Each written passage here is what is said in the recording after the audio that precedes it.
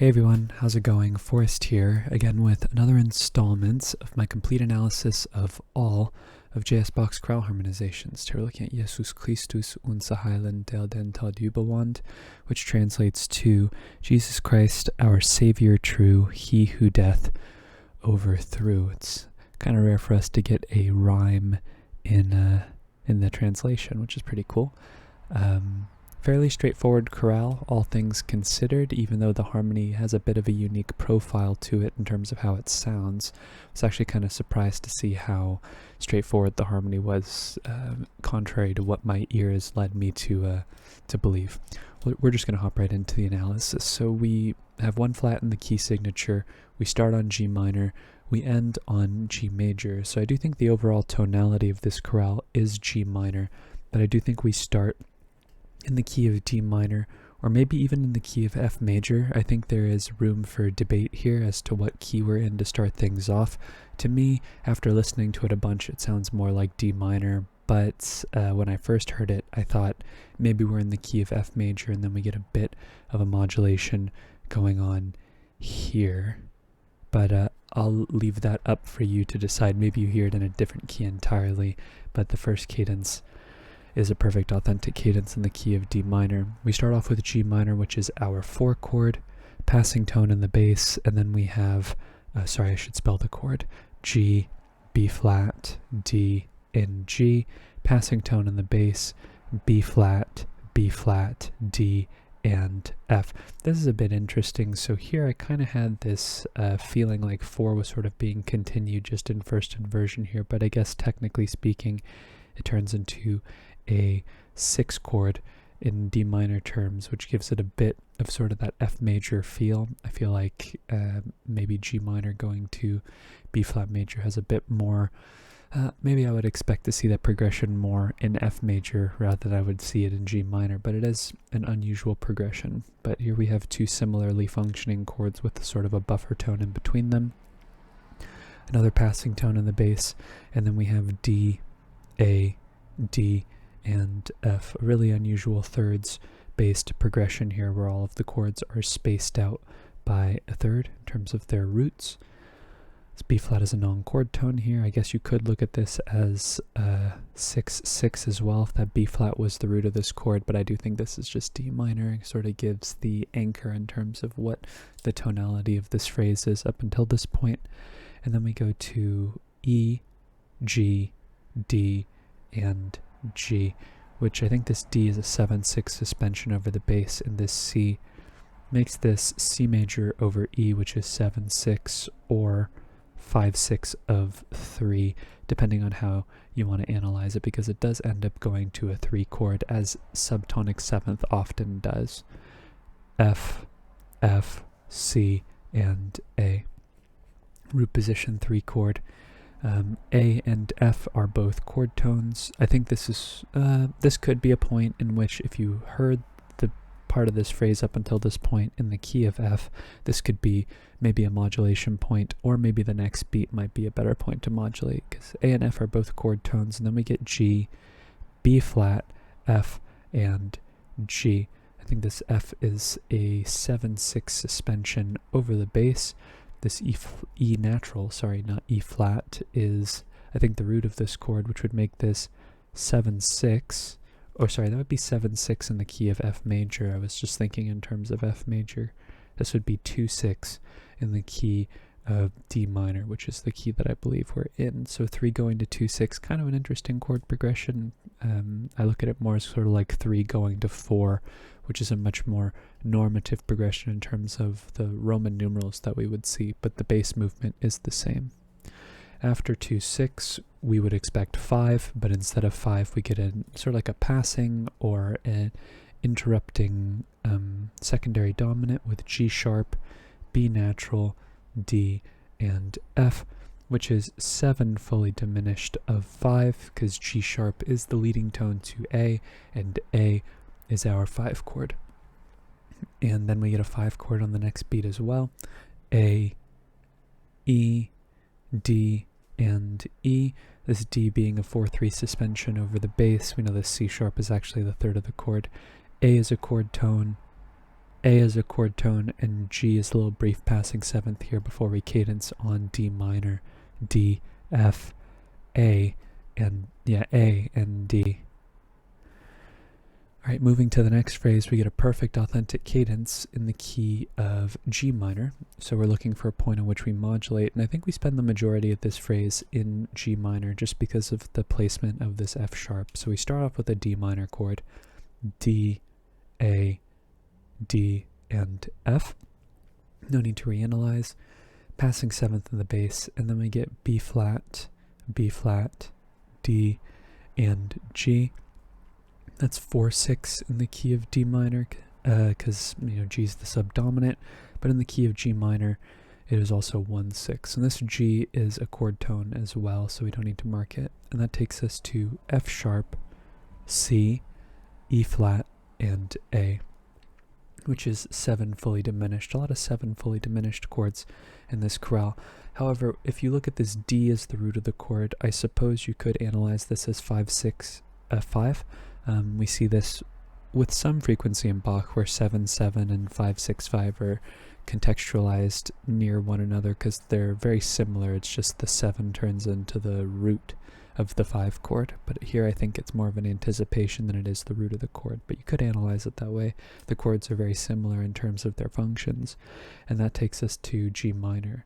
G, C, D, and G. Kind of interesting to see a 4/3 suspension over a root position tonic triad. It's not unprecedented by any means, but it's much more common for us to see 9/8 suspensions over root position tonic triads, especially.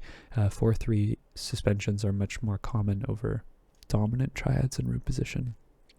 But after our tonic, we have D, A, D, and F sharp, which is our 5 chord, D major, and then we cadence on G minor, G, B flat, D, and G. So fairly straightforward phrase here.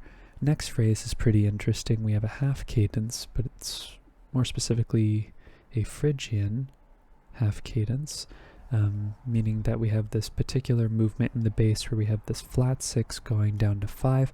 It's not super important that you know that. This is definitely a half cadence, but when we go from a chord that has 6 in the bass going down to 5, that's a special kind of cadence that for some reason has gotten some particular treatment in terms of the way that the theory is taught. So I like to point it out when they come up, because not all half cadences are Phrygian half cadences. But we are going to stay in the key of G minor for this phrase. We see E flat, C, G, and C, which is a 4/6 chord in the key of G minor, kind of like how we started off this phrase a bit. Then we have a passing tone in the bass, passing tone in the alto as well, before we get C, C, E flat, and G, which is C minor in root position. Now instead of just changing the figured bass because it is a new line, I'm just going to reiterate the Roman numeral. That's just a stylistic thing that I do when there is a line break in between points in the analysis. No other reason than that, other than to create a sense of continuity. But we have a passing tone in the melody, and after our passing tone in the melody, we get our tonic triad, G, D, D, and B flat, G minor. G is a chord tone, so we don't need to mark it. And then we get D, D, G, and A. Here's one of those 4/3 suspensions I was talking about over a root position dominant triad. It's a 5 chord. And then we get E flat, D, G, and G. Now there's some debate regarding what this chord is. This could be an incomplete 6/7 chord. It's one of the chords that often sees prevalence in the half cadence sort of situation, but as we know in Bach, his cadences tend to be the most contrapuntal in terms of the textures that we see in his chorale writing. So the way that I see this is actually this D is a 7/6 suspension over the bass, and actually this C ends up being the root of the chord. So I think this is a 4/6 chord, and 4/6 tends to be the most common pre-cadential, predominant chord in the Phrygian half cadence. Sometimes you see 2-4-3 lurking about, sometimes you see 6 or 6-7, but here there's always a 4-6 chord that could be pulled out of the texture somewhere, which can't be said about the other two chords. But 4-6 tends to be sort of the common thread that keeps the Phrygian half cadences linked together. It's not always a 4-6 chord, but a lot of the times it is, and you could analyze it as a 4-6 chord. So that's where my analysis is going to take me. It almost feels like this 5 going to 4-6 feels like a deceptive cadence that loops back down to a 5 chord D major, D, F sharp, D, and A. Okay, penultimate phrase ends in a perfect authentic cadence in the key of D minor, and I think in a similar fashion to how our first phrase was introduced, this G minor chord here, G, B flat, D, and G, is our tonic triad that sort of resolves this half cadence, but it also ends up being 4 in the key of D minor, which I think ultimately like broke the tie between whether or not this was a phrase in the key of F or if it was in the key of D minor. Just because this phrase is very similar in terms of its structure to the first phrase of the chorale. So we start off with 4. Also, this C sharp makes me feel like we're in the realm of D minor rather than in the key of F. Not to say that C sharp can't make an appearance in the key of F, it's just more prevalent of a tone in the context of D minor.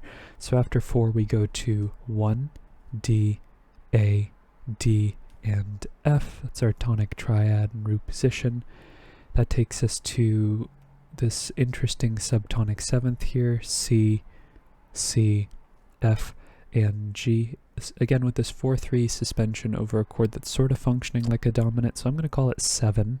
It's not 7-6 this time, it's just 7, but you could analyze it as 5 of 3, just because depending on whether or not you look at the subtonic 7th as a functionally harmonic chord, for me I don't see why it can't have like a functional role. I mean, its function is sort of like the dominant of 3, but the cycle of falling fifths and dividing the scale into fifths starting and ending on the tonic, 7 naturally wants to go to 3, so I feel like it's a little redundant to call this 5 of 3, but the first textbook I ever studied out of analyzed 7 subtonic 7th chords as 5 of 3, so I just vibe a little bit more with the 7 rather than the 5 of 3, but I offer that analysis as an alternative take.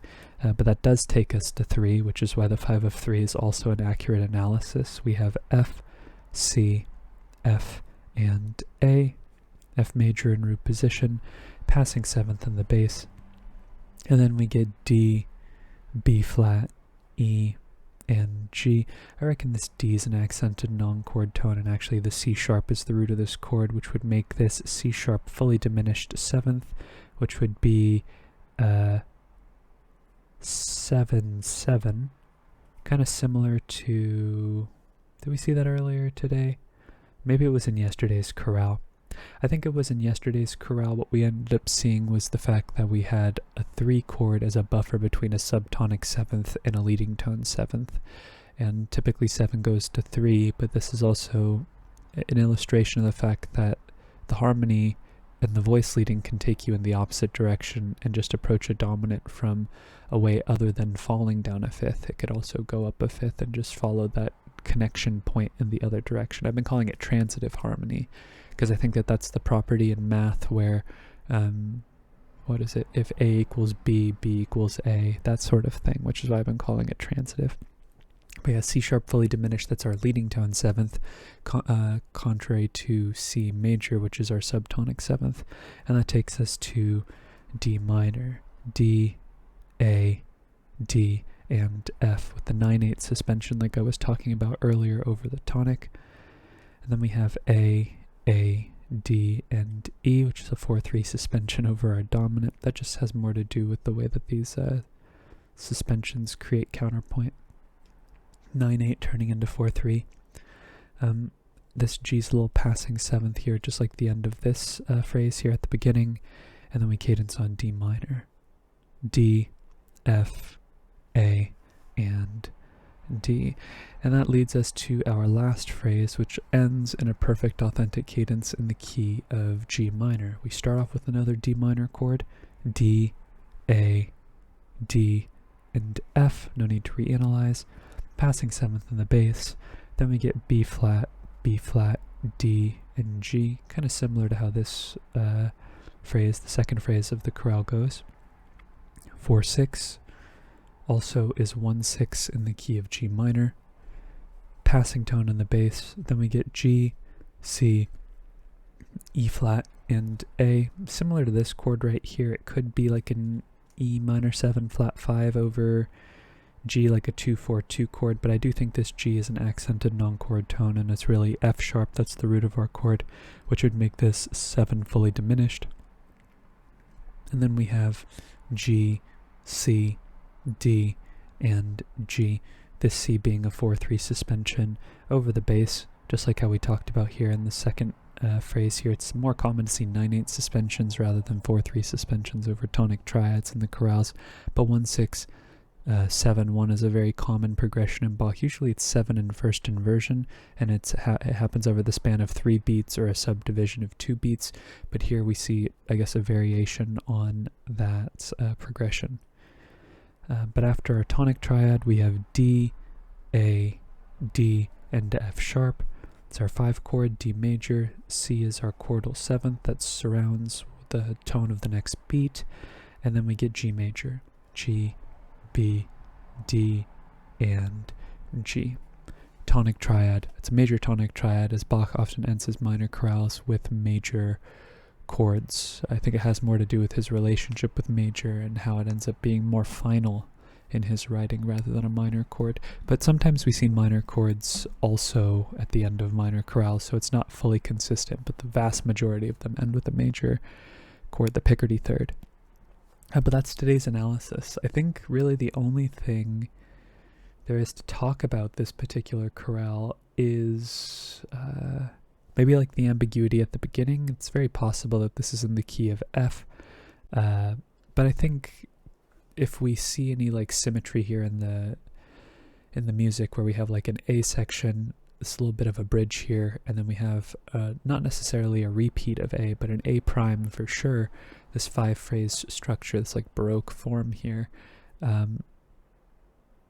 Yeah, I think that the ambiguity is sort of settled by the fact that the tonality of the second iteration of A sort of validates that it's in the key of D minor, but I think you could analyze it in the key of F major if you wanted to. This just hearing it a second time with a little bit more D minor emphasis makes the first one feel that much more D minor like on another listen, if you're listening with that amount of intention.